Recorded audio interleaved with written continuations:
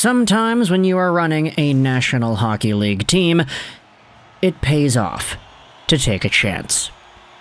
And that is exactly the topic of today's video, because what we are going to be doing is talking about how one of the biggest bets that the Montreal Canadiens had made a few years ago is paying off in spades. And it's making some analysts look very, very silly. Let's head over to the Montreal Canadiens and talk about Captain Nick, Big Something Nick, and how his overall clutch factor, point production, consistency, and leadership has put him in a territory where Montreal Canadiens fans cannot get enough of this guy. Now, we all recognize the dominance that Nick Suzuki has had this season, previous seasons, and beyond, but this year, the guy has been shot out of a cannon, because in 74 games played, Nick Suzuki has already eclipsed his career high in points with 79 points on the year. His 54 assists is a career high, and he's on pace for 28 goals.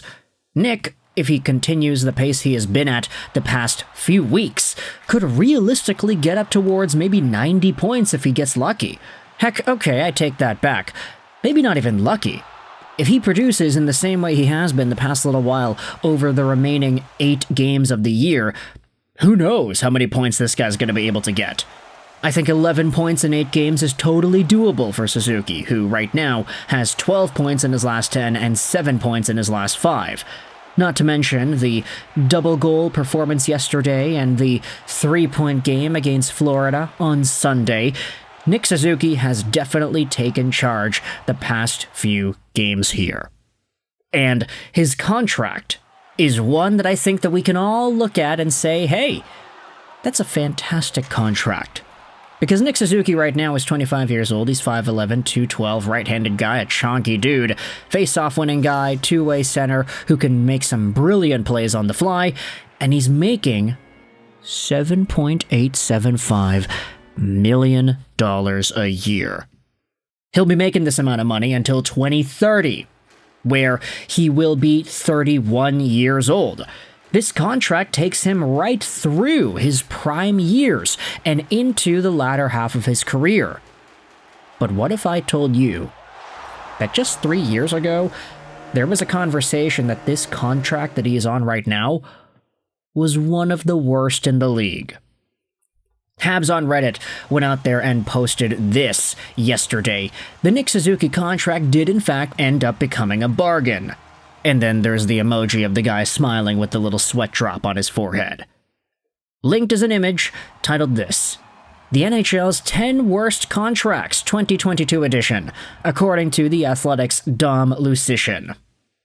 You can see that the worst contract in the NHL 3 years ago per Dom Lucian was Tyler Seguin, who was bringing a surplus value to the Dallas Stars of negative $38.4 million. And it's kind of illuminating to look at the 10 worst contracts of 3 years ago. Obviously, a lot of these guys' contracts are kind of still bad now. Seth Jones, Jeff Skinner, Marc-Edouard Vlasic. But good golly gee, could you believe that Nick Suzuki was ranked as the 9th worst contract in the National Hockey League at that time? He was entering the first year of that $7.8 million AAV deal, and his surplus value, according to Dom Lucian, was negative $22.3 million. The guy was costing the Canadiens $20 million in value that they did not get out of the player, according to the model, which is why a lot of folks are going out there and clowning on Dom Lucian once again, because, oh, who would have foresaw this, eh? He's not actually that bad on a contract that sees him making that much less value. But hey, now Nick Suzuki is a potential 85 plus, maybe 90 point guy. He's the captain of the Canadiens. He is clutch. He is composed. He's a leader through and through. He is a superstar. And I think his $7.875 million a year deal can be seen as maybe a steal. What do you know? It's interesting because, like, you look at the rest of these names, Sagan, Seth Jones, Jeff Skinner. That Skinner contract in Buffalo was terrible. Mark-Edward Vlasic with the Sharks, bad contract. Erik Karlsson with the Sharks, bad contract. Zach Werenski is listed on here, and that guy is a total stud now. He is having a Norris caliber season in Columbus.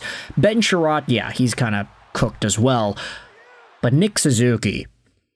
oh boy, Nick Suzuki. It's kind of ridiculous to see two guys doing so well in the NHL this season being on this list 3 years ago.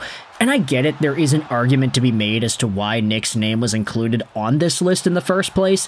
If you go back to 2022, heading into that season, the first year of Nick Suzuki's long-term contract extension, he was coming off a year where he had 61 points in 82 games played. The next year, he had 66 points in 82 games played then. First year as a captain, too.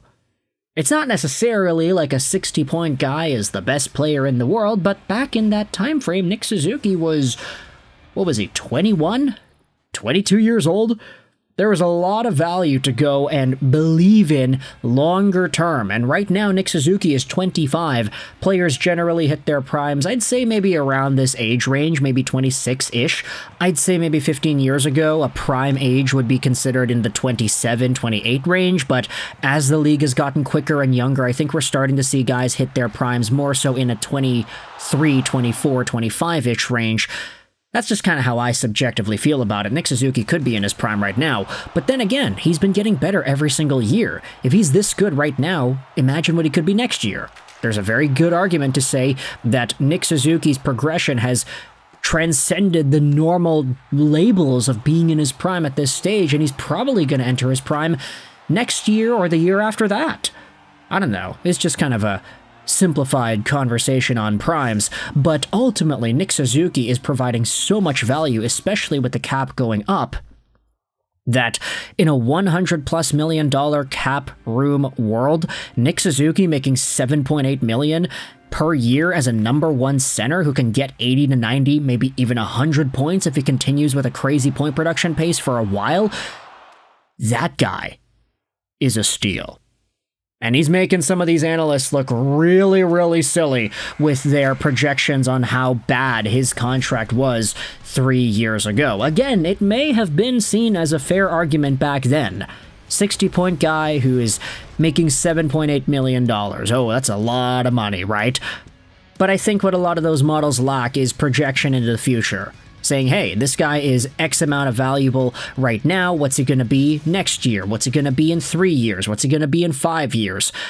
When you think about the longer term, it becomes more difficult to say anybody who is signed to a longer term deal at 23 years old is one of the worst contracts in the league. For Suzuki and Werenski, they were right in there, so now reports are looking kind of silly, aren't they? Let me know your thoughts in the comment section below about Nick Suzuki and his reputation amongst the Athletics' monetary value model, and how you feel about him being able to transcend that worst contract in the league territory value that he reportedly had 3 years ago. Thoughts in the comment section below. I hope you enjoyed this video. Sign on, and bye.